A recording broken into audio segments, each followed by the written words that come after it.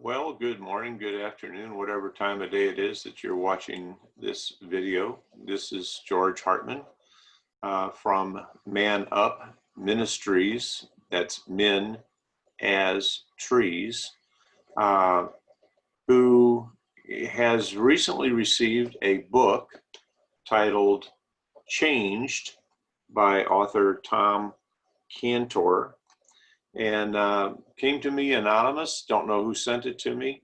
All it had as a return address was a P.O. box, I think. I threw away the envelope before I could even make note, but I did look to see who it was from, and there was no identifying name on it.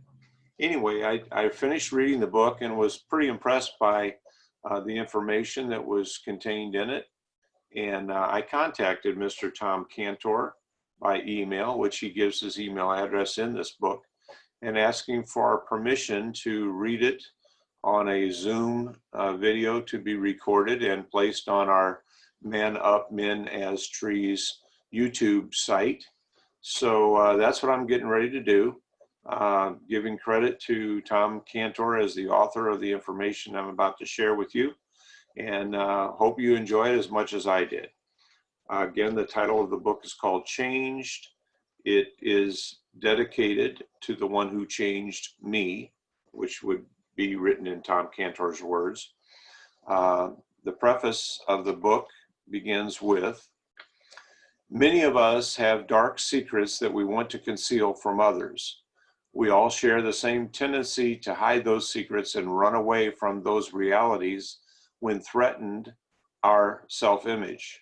When they threaten our self-image. This brings serious consequences.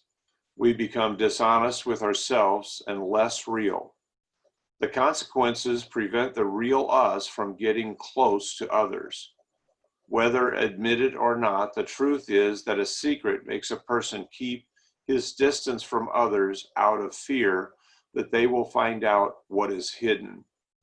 Conversely, when a person courageously and humbly decides to expose the truth, that person becomes real to both himself and others. The purpose of this book is to break the damaging cycle of secrets that cause dishonesty and distance. For 50 years, and now wouldn't you know it, my phone is going to ring. So I'm going to put you on pause, come back to you just here in a second.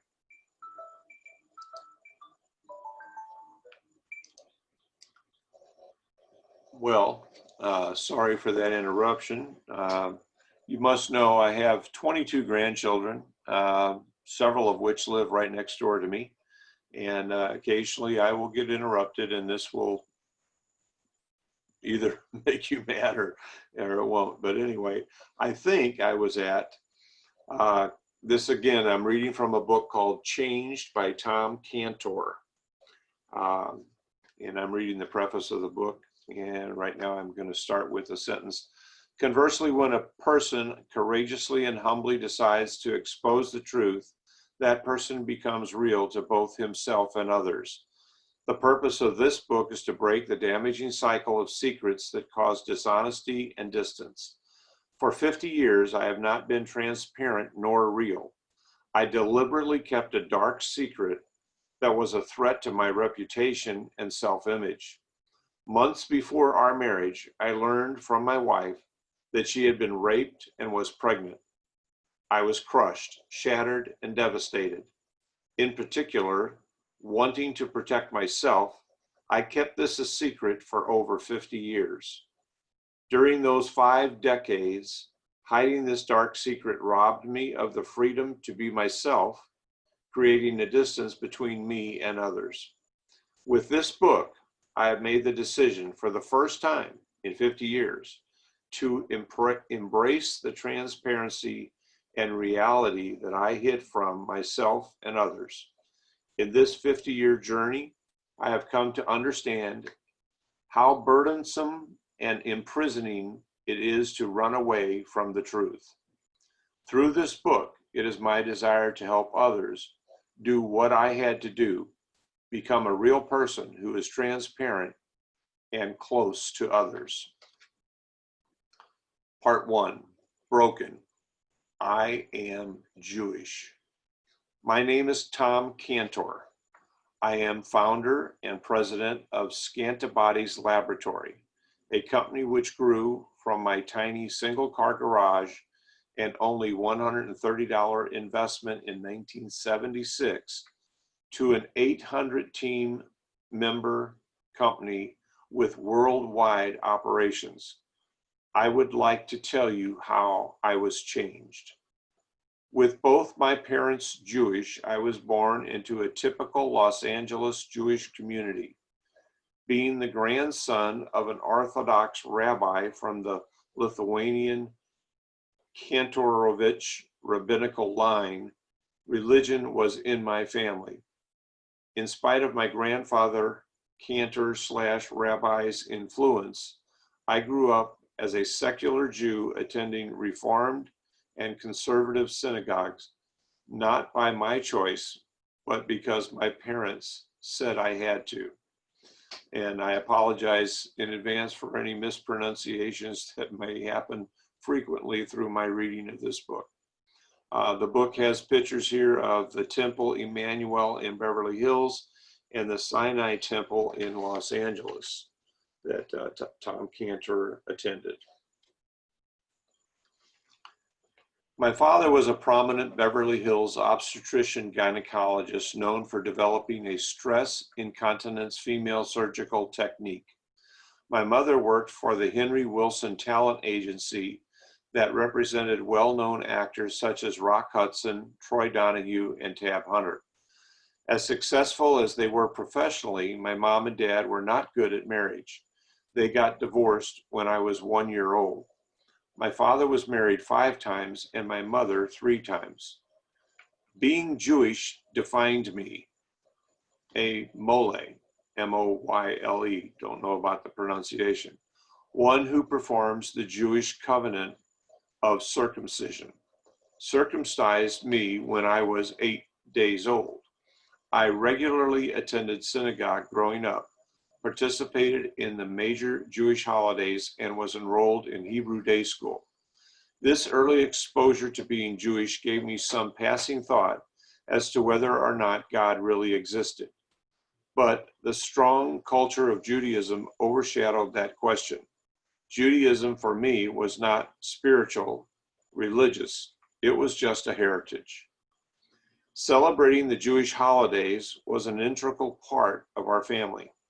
During the Passover celebration, we gathered in a home to hear again and again how the Egyptians had tried to exterminate the Jews and how God sent Moses to deliver the Jews from Egypt. Every year we went to synagogue for Rosh Hashanah, New Year, and Yom Kippur, Day of Atonement, higher holiday services. On Yom Kippur, we were reminded of all of our past year's sins or everything we did wrong would be atoned for. The slate would be wiped clean.